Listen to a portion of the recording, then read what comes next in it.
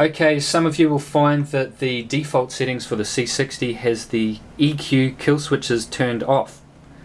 Now we can turn those back on really easily. We can change the firmware settings just by pushing some button combinations, and I'm going to run through and show you how to do that now. Now we have to get the C60 ready to go into settings mode. So the first thing we need to do is make sure the mixer is in mix mode and not in MIDI mode. So we reach around the back of the C60 here, there's a switch, we flick that switch, and if it's in MIDI mode you'll see the orange MIDI indicator show up here. We want that turned off.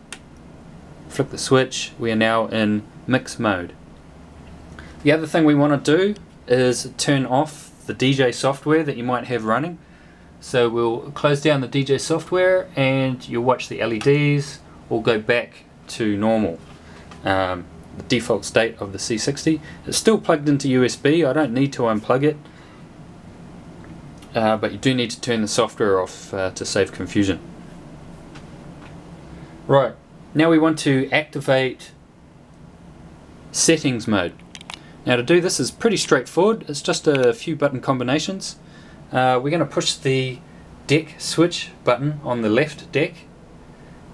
We're going to hold that for 3 or 4 seconds, and then we're going to push the small rotary encoder to activate the settings mode.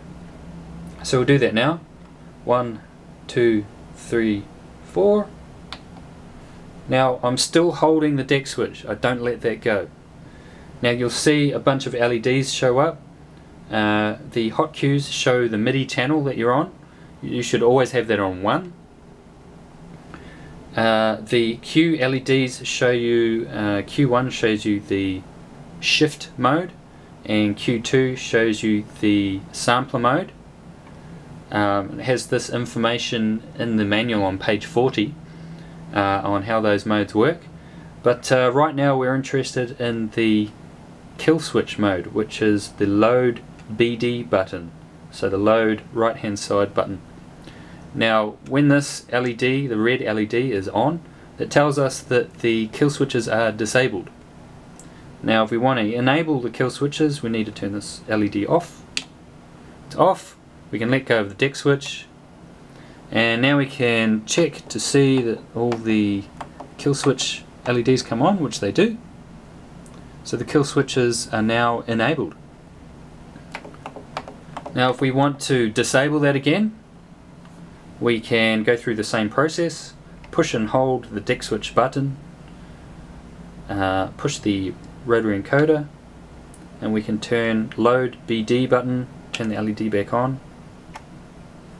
The Q switches are now disabled. We're going to turn that back on again, push and hold the deck switch, 1, 2, 3, push the rotary encoder. We can now enable the EQ kill switches, let go of the deck switch, they're back on again. It's as easy as that.